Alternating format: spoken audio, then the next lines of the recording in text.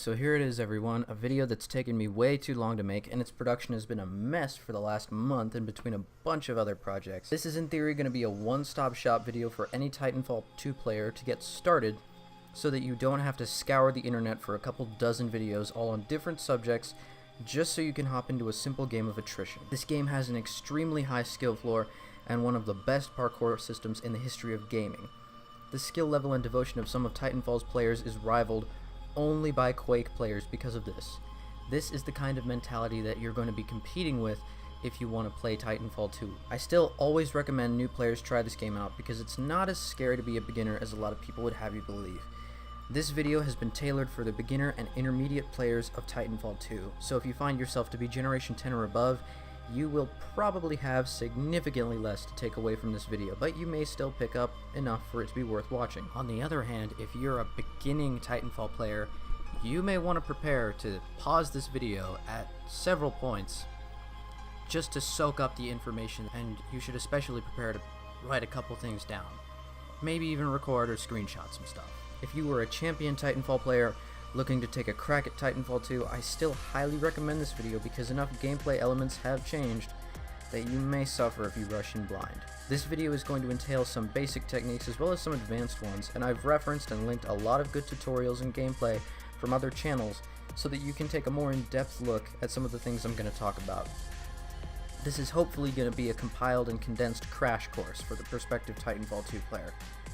Now, for the record, I've put hundreds of hours into Titanfall and Titanfall 2 across the Xbox 360, the PC, and the PS4. In Titanfall 1, I held Platinum 1 for a year while I was a ranked player, and I don't really play ranked in Titanfall 2 because most of my time is developed to my college career and life. Either way, I've still put in about 450 hours and reached a veteran rank of Generation 14. I am by no means a pro, and I am not trying to sell myself or portray myself as a pro. Alright, let's do this.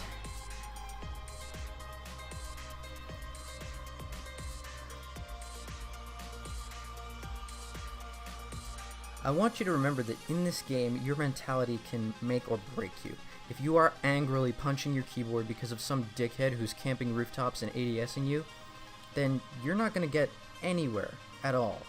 You always have to be ready to evolve to suit your opponents, and this means using a variety of weapons and abilities and never playing one class too long.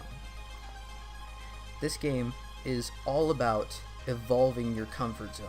You cannot get comfortable playing one class for too long or just having a single playstyle for too long. There's somebody that's just going to hard counter you. You need to be ready to change to meet the needs of the game. The settings. I don't want to start this section off by sounding like a PCMR elitist, but if you haven't already played the game across platforms, then I'll be the first to tell you that PC has more and better options by far. Console players, there are some things here that just aren't going to apply to you, so just ignore those. Starting with frame rate. Everybody should be playing this game at a minimum of 60 frames per second. Something else to consider on PC is VSync, which I personally turned VSync off. VSync prevents screen tearing by adjusting your frame rate down if it ever goes too high for your monitor to display the frame output, but at the same time it adds a bit of input lag. I personally can't stand screen tearing, but I also want my response times to be as fast as possible. Unless your monitor features G-Sync or FreeSync, then you're just going to have to choose between occasional screen tearing or the input lag provided by VSync. Some things I think everyone should turn off by default are motion blur and ambient occlusion. Motion blur makes the game look a bit more intense, but ultimately it just stifles your vision. Ambient occlusion controls some of the main world lighting details that really don't positively affect your gameplay. When ambient occlusion is active, it gives you a massive performance penalty on anything weaker than a GTX 1070. Your field of view is going to come at a default setting of 90 degrees, but I always max my field of view to 110. This may take some getting used to at first, but ultimately widening the field of view lets you see more than you ever could before, and it's going to let you pick up important details that you'd be missing normally. Draw distance and adaptive super sampling are a must for optimal play. Draw distance and super sampling are both settings that are going to help you see your opponents and teammates easier and from a much further distance than normal. The rest of the settings are mostly graphical and should really be tailored to the spec of your personal system.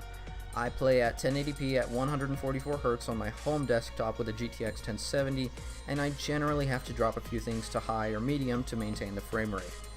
If you've got a Titan, Not this one, but that one. or something, and you can play ultra high frame rates while everything looks super nice, then good for you. But just remember, guys, that you're gonna do much better no matter what system you have if you put performance before aesthetics. Cross-platforming isn't really a thing with this game, so luckily console players don't have to worry about competition from keyboard and mouse players.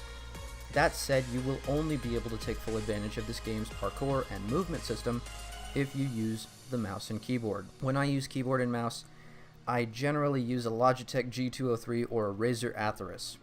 These are both optical sensor mice. Optical sensor mice are just way better than laser sensor mice, and especially in a FPS like Titanfall. Now, macro keys. My mouse has macro keys as well as on-the-fly sensitivity adjustment, and I really don't want to go into recommending macro configs.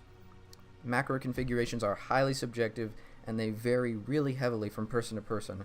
I will say, however, that I default my side buttons to melee on the lower side and ordnance on the upper side. My controller these days is an Xbox One controller, and I generally don't recommend changing any settings for it besides switching the control scheme from default to bumper jumper, or from default to advanced. These layouts are going to allow you to slide strafe, bunny hop, slide crouch, and so much more so easily in this game. Default controls just are not good at all for parkour in my opinion, and bumper jumper or advanced are unfortunately a must if you want to take advantage of parkour. I cannot possibly cover all of this game's modes in a single video without it being ridiculously long, and that's why this video so far has been about killing people before they kill you. And this is generally good advice regardless of what mode you're in. I will, however, teach you some basic strategies for taking on single or sometimes multiple opponents, starting with boost. Off the roster here, there's a couple of bad boosts like Phase Rewind, Titan Turret, Ticks, and arguably Hollow Pilot Nova.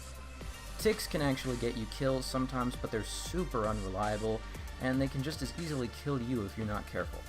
Phase Rewind is supposed to basically teleport you out of combat and into safety, but in practice this is also super unreliable as the location you teleport to is usually random, and it tends to basically just be a teleport out of combat and then instantly back into it. Titan sentries do no damage, have terribly slow projectiles, they are atrociously inaccurate, and they die easily to anything. Do not use Titan sentries. Hollow Pilot Nova is actually arguably a good ability that just gets misused most of the time. I fall for hologram dummies all the time, as do a lot of other players, but if you're using this ability then you're supposed to punish players for going after your holograms, which nobody does. Even if you consider Hollow Pilot Nova, keep in mind that it still gets overshadowed by the value provided by any of the better options. Your good boosts are Amped Weapons, Pilot Sentry, Map Hack, Battery Backup, Radar Jammer, Smart Pistol, and Hardcover.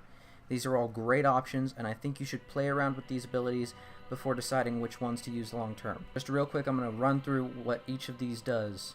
Amped Weapons will increase the damage of your weapons. It's very simple. Usually on most pilot weapons, it reduces the number of shots required to kill by 1. Pilot Sentry deploys a turret that will automatically target and shoot nearby pilots. This is generally a good ability if you place the turret well. You can get a couple of kills off of this really easily. Map Hack will make all enemies visible through all surfaces. This includes walls, ceilings, and floors. And this doesn't just apply to you. This will give everyone on your team wall hacks. This is an extremely effective ability. Do not underestimate its value. Battery Backup gives you a battery, and batteries can be used to power up Titans by increasing their health just a little bit and giving them a full set of shields. This is extremely valuable because Titans, whether they have 1 point of shields or 1,000 points worth of shields, having any shields at all will turn off a Titan's critical hit spot. Also, the shield is basically just a temporary health buffer. Damaging a shield does no damage to an actual Titan's health. So, equipping a Titan with shields very, very valuable. A lot of the time, if you're using battery backup, don't activate this ability the second you get it.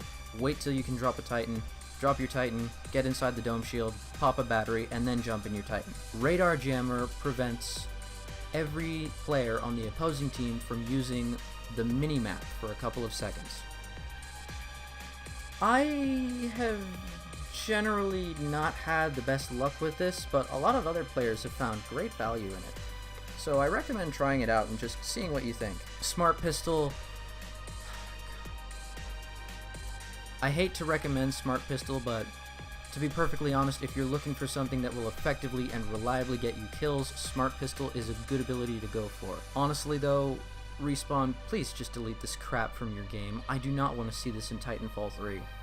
If there is footage of this weapon in a trailer for Titanfall 3, I will not pre-order Titanfall 3.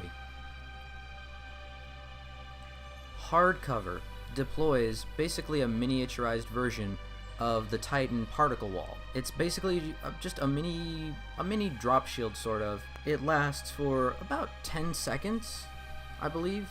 I don't know the duration off the top of my head, but in practice it seems to last about 10 seconds. Deploying the drop shield also sort of gives you directional amped weapons, because firing through the drop shield amps your damage. So keep that in mind. Your main arm is going to be a very tumultuous choice, unfortunately. Thanks to the poor balancing of weapons in this game, you are going to be forced to use the meta tier sometimes. You know, assuming you want to win games. And if you don't want to win games, I'm really not sure why you clicked on this video. If you want to use an SMG, I highly recommend the car, which is the best of the bunch, followed by the alternator. The Vault was once an unbeatable laser beam on PC, but that was a long time ago, and the weapon has since been nerfed into obscurity. The R97 is kind of a car, but worse at medium range. The R97 is the bullet hose, the car is essentially the medium range fighter, the alternator has the biggest punch and by far the worst recoil of any SMG, but at the same time this is balanced because it does the most damage. The alternator is potentially a two-shot kill if you are able to aim it or tap fire it correctly. The Vault is still okay, but in its current state, I do not recommend using the Vault.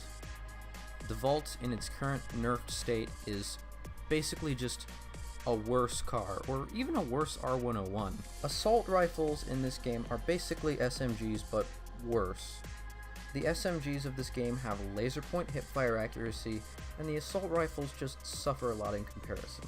The big thing that assault rifles have over the SMGs is their range characteristics. Assault rifles like the Hemlock and G2A5 have insane long-range performance with a very low damage drop-off. They have the long-range reach that the SMGs just don't have. But Titanfall is a very, very fast-paced game. You're going to be fighting in close quarters in a lot of maps, and getting close to an opponent is very, very easy, especially when you consider abilities like Grapple, Stim, and Phase Shift. The big time I really recommend using an assault rifle is if you're a controller player, or if you're in a controller meta. If you're on a console, then basically everything I just said does not apply. If you're on a PC, use an SMG, but if you're on a console, I highly recommend you pick up the R201 or the G2A5 or the Hemlock. They're all really good. And the reason for this is that aim assist is better on the assault rifles. Aim assist on a controller will pick up to longer ranges with an assault rifle than the SMGs will. The SMGs will only have aim assist locks at very close range. The SMGs have really, really good hipfire, but they need the precision and the speed of a mouse to really function properly. Sniper rifles. You have three choices here: the Double Take, the Kraber, and the DMR. These three weapons are... I don't want to go over each of their individual characteristics. The big standout here is the Kraber. The Kraber is a one-shot kill to anywhere on the body. You can shoot someone in the back of the ankle, and this is still a one-shot kill. It's one shot, it has infinite range, but it has two weaknesses. The first is that it can only fit one round in the cartridge. It can only fit one round, and then you need to sit through an abysmally long reload animation. 2. The Kraber does not have a reticule. None of the sniper rifles have reticules. So if you're going to use these, I highly recommend drawing a dot in the center of your screen, just so that you can have that reticule assistance. 3.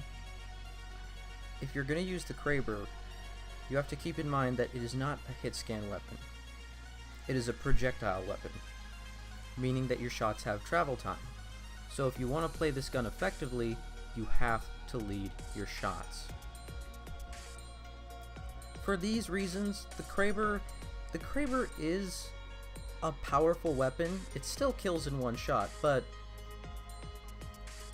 it's just counterbalanced so much that I really can't recommend this gun if you're trying to win games, and if you're really trying to sweat hard and wreck noobs. Assault rifles are good in the hands of the correct player, but I really recommend that you try out the SMGs first. To sum up, these are some of my basic weapon recommendations. If you want a full tier list for these, then you should check out the August 2017 tier list from Frothy, linked in the description. Now, choosing an ordnance. They're pretty much all good with only one weak option in my opinion, the electric smokescreen. The electric smokescreen it tosses at an okay pace, but it's really slow to damage, it doesn't have the biggest area of effect, and generally it's really easy for players to get out of it. I really recommend you using literally anything else. Frags are really great with practice. Arc grenades are pretty much never bad, assuming you hit something with them. They're good against Titans, they're good against players, they slow everything down, and they have the same effect as a concussion grenade. Meaning, they blur the vision of whatever they hit, whether it be Titan or pilot. Gravity Star is an amazing all-around ordnance. Not only because it ground locks enemy pilots, but also because the explosion can give you an insane kick into your wall runs. This is called gravity boosting. Using the Gravity Star in this manner is basically the closest thing to rocket jumping that Titanfall 2 has to offer. Frothy Omen also did a great video on grav boosting, which will be linked in the description if you want to learn more about this technique. I highly recommend Gravity Star and Arc Grenade for beginning players. Titans are hard to pinpoint for their subjective power levels, but basically all you need to know is don't use Scorch. It's also probably a good idea to wait to use Monarch and Ronin until you're a bit more confident in your abilities. These two are very advanced Titans with very advanced playstyles, and they need pilots that can match. Ion, Tone, and Legion are great first Titans, and they're generally not hard to take some kills with, even if you don't have any practice. North Star is a bit more of an Adept level Titan, but if you want to pick it up earlier than Ronin and Monarch, then that's probably okay. Another thing to consider besides play difficulty is mobility and critical spots. Generally, the larger your Titan is, the less mobile it's going to be, and the bigger its critical spot will be. The Ogre chassis Titans in this game are Scorch and Legion. The Atlases are Ion and Tone, and the Striders are North Star and Ronin. There is one exception to this classification system, and it is Monarch, who is a Vanguard class Titan. The critical spot and mobility of this Titan, though, is on par with the Atlases. Even though the Vanguard chassis is of a different classification, it should still be considered and treated as an Atlas. I'm now going to give you a game-winning Ion tip that I see a lot of beginner Ion players completely ignoring. Splitter lens is great and all, and getting up in your opponent's face is effective if you choose the right time to do it, but this isn't Ion's best playstyle. Ion performs far above average if you hang back with her and use laser shot to camp corners and just do peak damage to your opponent. Doing this gives you amazing burst damage from a much longer range than you'd be able to deal damage from normally. This strategy also enables you to follow up your short burst damage with a splitter lens mag dump if you choose or need to do so. You see, you need to have an energy pool available to use laser shot. However, you don't need any available energy to use splitter lens. So, using both charges of your laser shot and then using splitter lens afterwards to pad your damage numbers is just a much more efficient use of your resources, let alone how much more damage this strategy is going to enable you to deal in the long run. I'm also going to give you a good tone tip. Tone is pretty simple to use, but she has a few tricks up her sleeve that are generally unmentioned to beginner level players. For the most part, your strategy should be simply to aim straight and shoot something until you have enough tracker locks to fire a missile volley. This is a solid enough strategy that deals a decent amount of damage, but it has two ginormous flaws that your opponent will be able to easily capitalize on. The first issue with this strategy is that you need to be out in the open and always have a direct line of sight for your hits to be guaranteed. And the other flaw is that Tone is super predictable. She fires until she has 3 locks, and then she fires a missile volley, and then she rinses and repeats. Experienced players are going to know this. They're going to remember to count your locks until they know you have 3, and this is going to make it super easy for them to anticipate a volley of rockets. This normally wouldn't be a problem with any other Titan in the lineup, but with Tone, those rockets are most of your damage. The 40mm itself does not do a ton of damage, but those rockets, those are the key to Tone's consistent DPS output. The rockets could actually arguably be your main source of damage with a bit of padding in between from the 40mm, if you play them correctly. What you can do here to negate this issue is maybe not always fire a tracker volley the second you hit 3 locks. Maybe sometimes wait for 4 or even 5 rockets to connect before firing the rockets. Generally, doing this will help you counter Tone's predictability, and it throws a lot of players off on their footsies timing. This is going to be great if you choose to play this Titan.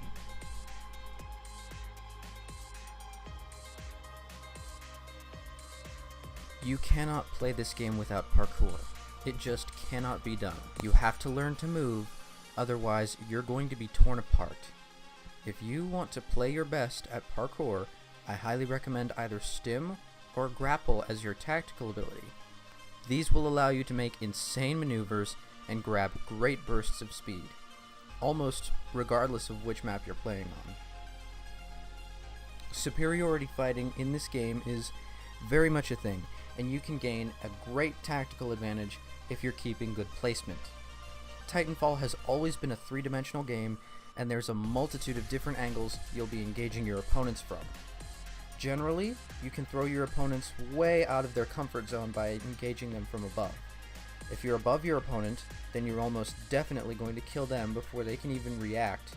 And more to the point, presenting your opponent with a moving target is going to make it very, very difficult for them to be able to counterplay.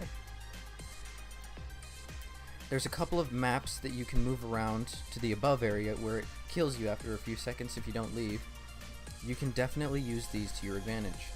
Use these as essentially a fast travel, and that is going to allow you to make a quick run and pop out on the other side of the map, all while encountering very little in the way of obstructions. Grapple is a tremendously useful tool for repositioning yourself in tough spots, and I'm going to show you here a couple of ways you can abuse it. First, keep in mind the grapple doesn't pull you in a straight line if you airstrafe. It's a vector, not a line, meaning that you can essentially swing in a parallel movement to an object that the grapple is attached to.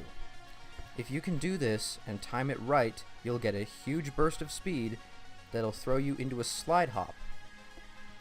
Slide hopping is a very simple maneuver to pull off. If you have any speed at all, just crouch and jump, then jump again as soon as you hit the ground. Remember while you're doing this that you should never ever hit the crouch button before you hit the ground, or you'll simply kill all of your momentum and cancel all the work you've done. Don't expect this maneuver to be reliable the first couple of times you attempt it. This needs a lot of practice. With these skills, you'll be able to essentially run the length of an entire map at breakneck speeds, all the while making yourself a very difficult target for your opponents.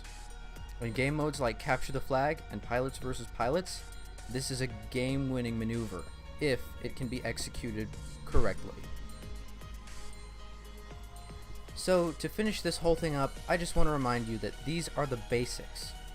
I cannot possibly cover every scenario and mechanic in this game. It's up to you now to go out and explore and experiment and have fun, for God's sake. Anyway, thanks for watching, guys. If you know someone who's just starting out in Titanfall 2, I would love it if you would show them this video. And lastly, be sure to comment anything that you think I forgot, and I might make an addendum for this video, or I might even do a part 2. Who knows? See you guys.